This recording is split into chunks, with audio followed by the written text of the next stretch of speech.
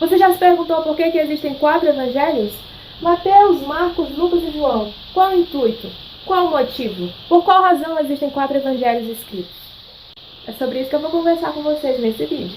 Você que ainda não se inscreveu, se inscreve no canal agora, ativa o sininho, que aí toda vez que eu postar vídeo novo vai aparecer aqui pra você. Não esquece de curtir também, tá bom? Agora vamos ao vídeo. Qual o motivo de existirem 4 evangelhos escritos na nossa Bíblia? Você não é o primeiro a se perguntar por isso. Um rapaz chamado Marcion, conhecido por nós como Marcion o herege, tentou reunir em um evangelho só todas as informações dos 4 evangelhos. Esse evangelho é conhecido como Evangelho de Marcion. O problema é, ele, como todo herege, pensou coisas que dariam base para a sua heresia. E a heresia dele principal era de que haviam 2 deuses, um Deus no Antigo Testamento e um outro Deus diferente no Novo Testamento. Então ele uniu algumas coisas e colocou em um evangelho só, por isso esse evangelho é completamente distorcido, errado. Então a gente não aceita ele. Além dessas, Marcion tem muitas outras heresias. Não podemos negar que era um cara muito inteligente, mas herege. Então qual o motivo de terem sido escritos 4 livros? Algumas pessoas podem lhe responder, basicamente, que porque cada um tem uma perspectiva diferente do seu autor. Mas não para só por aí. Tem uma coisa que para mim é principal, o público-alvo desses evangelhos. Cada evangelho escrito teve um público-alvo passando por uma situação específica no momento da história diferente. Possivelmente, o primeiro a ser escrito foi o Evangelho de Marcos, depois do incêndio de Roma. O incêndio de Roma foi em 64, então provavelmente esse evangelho foi escrito após o incêndio, que foi quando se intensificou as perseguições aos cristãos da igreja primitiva. Então Marcos foi escrito nessa época e para esse público, que eram os cristãos romanos que estavam passando por perseguição durante o governo de Nero. O Evangelho de Marcos é um evangelho tão rápido. Não há muitos ensinos, não há muito conteúdo. O que foca ali naquele evangelho é a questão do serviço de Cristo, quanto ele serve, quanto ele age, quanto ele é ativo, mas principalmente o sofrimento dele.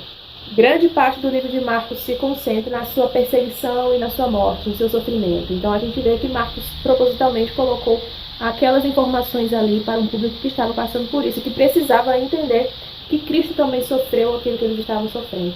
Muitos falam, e é o que eu acredito, que João Marcos, aquele Marcos que escreveu o Evangelho de Marcos, que aparece também lá em Atos, ele pegou todas essas informações das memórias de Pedro. Porque quando Cristo morreu, Marcos ainda era um rapazinho, provavelmente um adolescente. Depois disso, quando ele cresceu, ele continuou ajudando o reino de Deus, e por isso ele aparece lá em Atos. Virou um companheiro de Paulo, eles depois têm um desentendimento, mas no final da vida de Paulo eles se reconciliam. E esse rapaz, um homem, quando escreve essa carta, reuniu as informações de Pedro e colocou todas lá nesse evangelho. Por isso você vai ver muitas coisas falando sobre Cafarnaum, que era onde Pedro morava. Provavelmente essa casa falada em Marcos era a casa de Pedro. Você também vai ver muitas coisas relacionadas a mar, a peixe, a barco. Então, quando você estiver lendo Marcos, pense nisso. Provavelmente aquelas memórias que estão ali são as memórias do apóstolo Pedro, escritas por João Marcos. Já o livro de Mateus é um livro completamente diferente. Apesar de estar falando do mesmo Jesus, da mesma vida de Jesus, lá foca muito no ensino. Lá foca muito na questão de Jesus ser o Messias. É um livro que foi feito para os judeus, utilizando palavras conhecidas pelos judeus, utilizando cultura conhecida pelos judeus. Por isso que você vai ver coisas lá que você não vê em livros voltados para os gentios, como é Lucas, por exemplo. Lá em Mateus você vai ver muita lei. Lá em Mateus você vai ver muito o autor querendo provar na própria palavra, através dos profetas, que Jesus Cristo é o Messias. Esse é o foco de Mateus. O foco de Mateus não é a questão do sofrimento, como é Marcos. O foco de Mateus é provar que Jesus é o Messias tão esperado pelos judeus. Jesus é aquele Messias que os profetas falavam. Jesus é o Messias que eles esperavam. João Marcos não era apóstolo. Ele andou como apóstolo, esse apóstolo foi Pedro. Já Mateus era um apóstolo. O único apóstolo dos chamados evangelhos sinóticos. Os evangelhos sinóticos são os 3 evangelhos que são muito parecidos. Mateus, Marcos e Lucas. João é um evangelho que fica à parte porque ele tem muitas informações que só contém nele. Já Mateus, Marcos e Lucas não. Eles são muito parecidos em seu conteúdo. Eles são muito parecidos nas histórias que acontecem lá.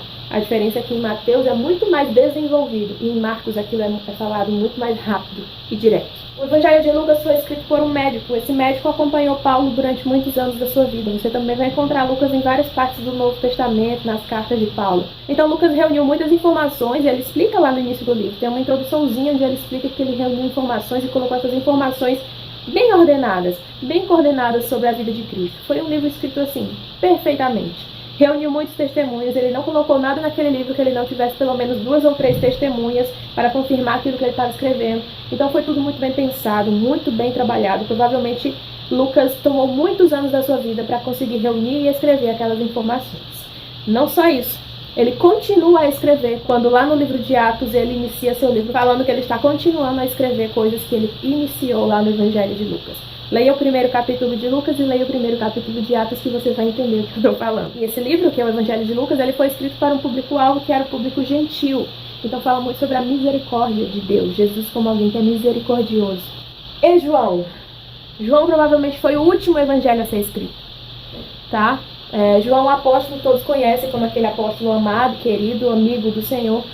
Esse apóstolo que morreu bem velhinho em Éfeso, escreveu esse evangelho para os cristãos da Ásia Menor. Sim, aqueles mesmos cristãos lá que receberiam a carta do Apocalipse. E o intuito de João ao escrever esse evangelho é mostrar que Jesus era o Filho de Deus, mostrar que Jesus é Deus. Se você observar nas cartas de João, ele também deixa isso muito claro, ele bate muito nessa tecla de que Jesus é Filho de Deus, portanto, ele é Deus.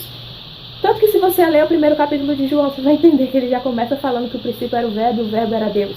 Você também vai ver no final o intuito dele escolher, pensar coisas, especialmente para colocar naquele livro. Ele não saiu escrevendo à toa. Aquilo ali foi muito bem pensado e muito bem trabalhado. Ele usou bastante o número 7, que para eles é o número da perfeição.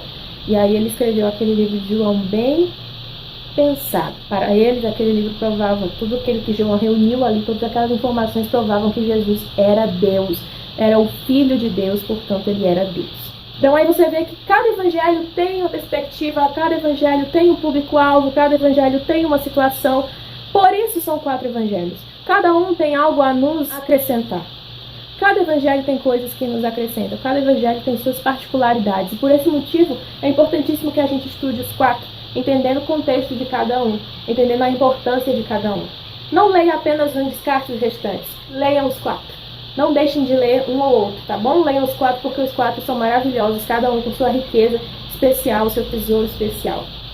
Existem muitos outros evangelhos escritos aí depois desses, são chamados evangelhos apócrifos, mas nós não consideramos como inspirados. Desde a igreja primitiva, os únicos evangelhos considerados inspirados são esses 4 evangelhos, então a gente continua usando esses 4.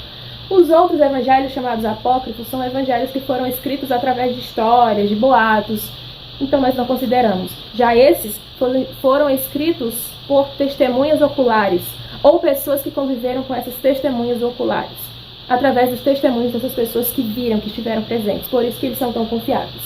Eu espero que eu tenha conseguido fazer vocês entenderem o motivo de terem 4 evangelhos. E se você acha que é importante que as pessoas saibam disso, compartilhe esse vídeo com seus amigos, compartilhe nas suas redes sociais e me ajude a levar esse evangelho puro e simples para as pessoas.